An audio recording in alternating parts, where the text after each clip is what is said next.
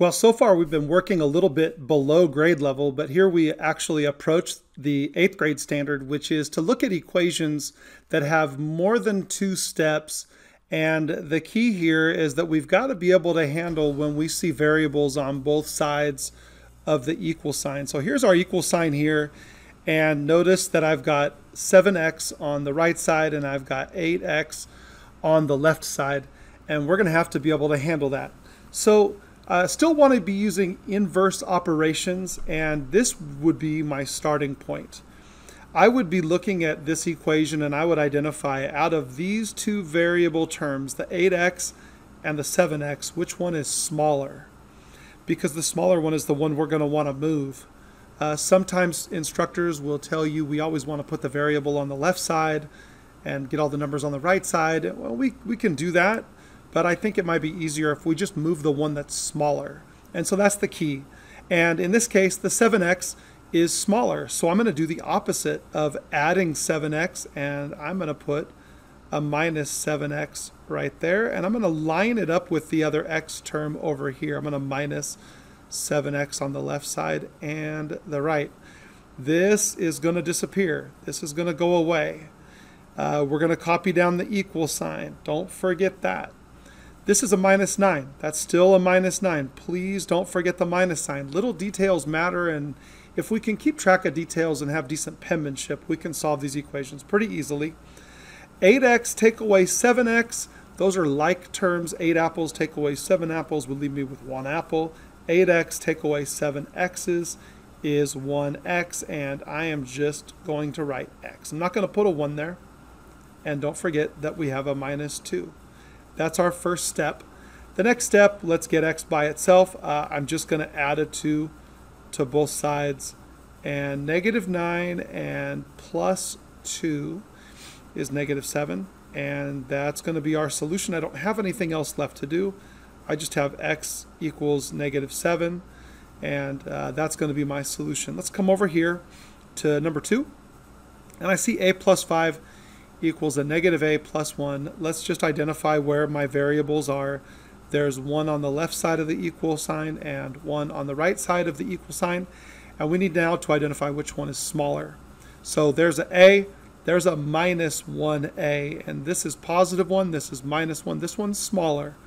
So we're going to get rid of the minus a, and the way we get rid of a minus a is we add an a. So I'm going to put a plus a there, and I'm going to put a plus a on the left side as well. So let's identify what's left. Don't forget your equal sign. Negative a and a plus a are going to cancel out. They'll become nothing. And you're left with a plus 1. I'm not going to put a plus sign in front. I'm just going to write the 1. Let's keep it simple. And this is an a plus an a. 1a plus 1a makes 2a. Plus 5 is still there, so I'm going to copy that down. And now this looks like a 2-step equation from our introductory lesson that we did yesterday. I'm going to identify my variable, and we're going to do the adding and the subtracting step first. So the plus 5 is right there. Let's undo that. We're going to put a minus 5. And 1 take away 5 is negative 4. And on the left side, we are left just with 2a.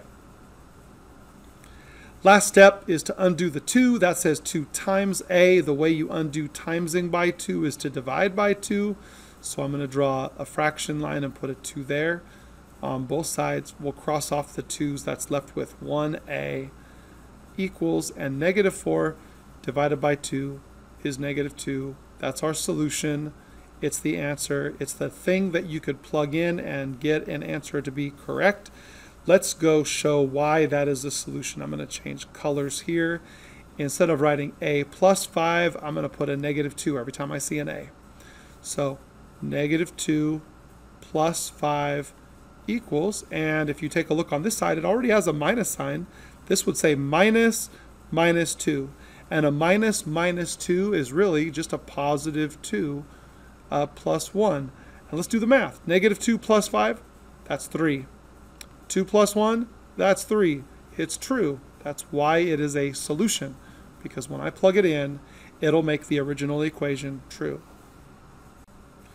We jumped down a couple of examples in your lesson. I leave those for you to practice, but I want to draw a little bit of attention to this one just for a second.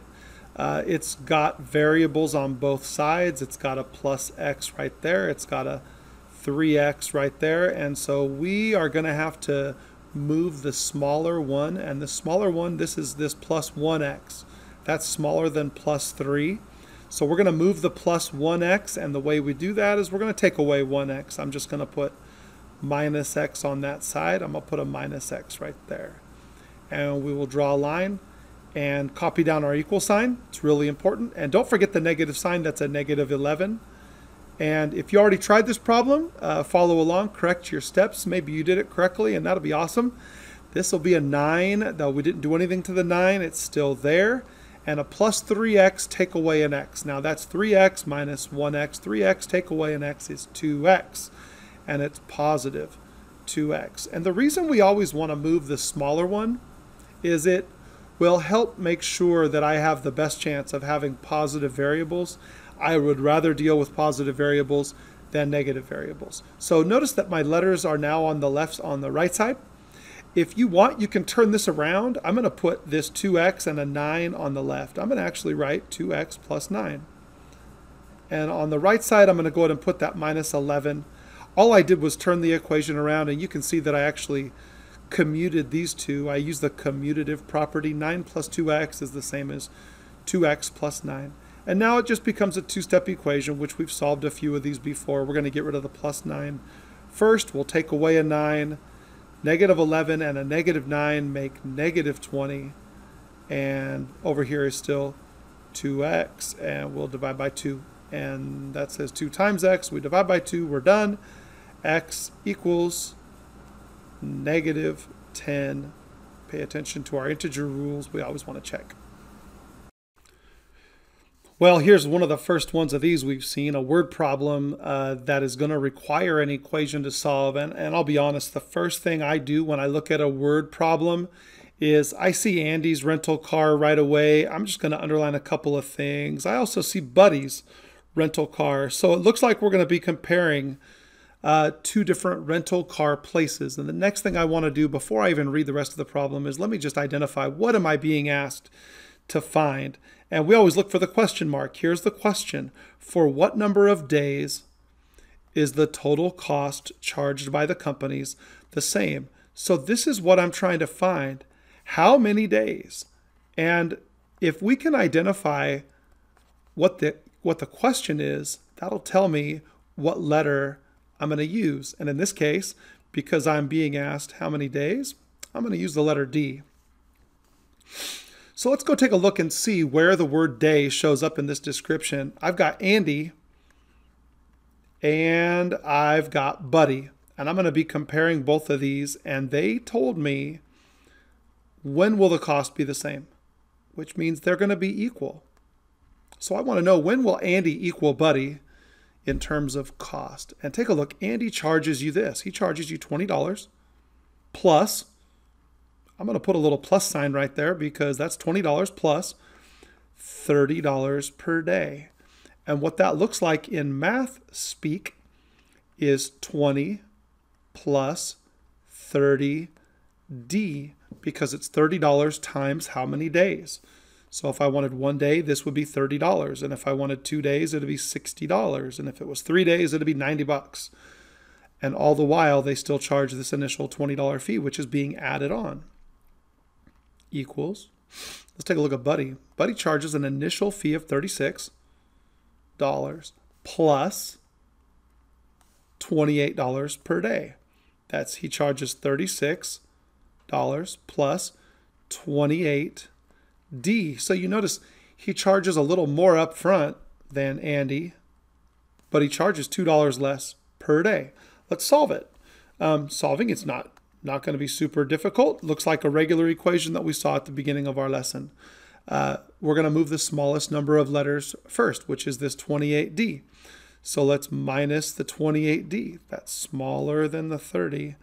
So we'll take away 28D on both sides. We'll draw a line, copy our equal sign. Over here is 20, and then 30 take away 28 is 2 plus 2D. D equals 36. And now it's just a regular two-step equation. We'll get rid of the 20. I'll move that, leave the D alone. We'll take away the 20 and we get 2D equals, and 36 take away 20 is 16. Well, let's undo that. That was a little messy. Equals 16, and then divide by 2. And we get D equals 8. Now, when we get an answer, we always want to, after 8 days, we always want to answer with a sentence. So after 8 days, both costs are the same. So when we get a word problem, we always want to answer with a sentence. Here we are looking at another word problem situation, and it's really important to be able to read a problem and see the structure of the equation you might be solving. Let's take a look. We got a water tank, and it holds 256 gallons of water. So if I've got a water tank, in here is initially 256 gallons of water, but it's leaking. Out of the tank is coming 3 gallons of water every week, per week. And sometimes drawing a picture like this is helpful, you know, so after 1 week it's going to be at 253, and after 2 weeks it'll be at 250. So it's going to be losing, and that's a negative number. When I see the word leaking, I know it's losing, so I'm going to think negative. And a second water tank holds 384 gallons over here, so it holds more water, but you can see that it's leaking at a faster rate. It's leaking at 5 gallons per week, so out of this is coming 5 gallons per week. And once again, we always want to know, where's that question mark and what are they asking me to find? How many weeks? After how many weeks, which means we're going to be using W. And whenever I see the rate of gallons per week, that means that it's going to be leaking. This one is minus 3W. This one is going to be minus 5W at 5 gallons per week.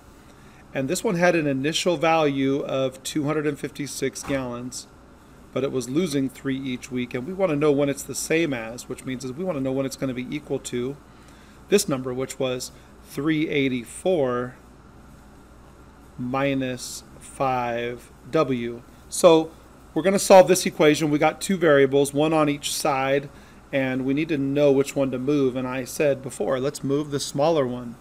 This is negative 3W.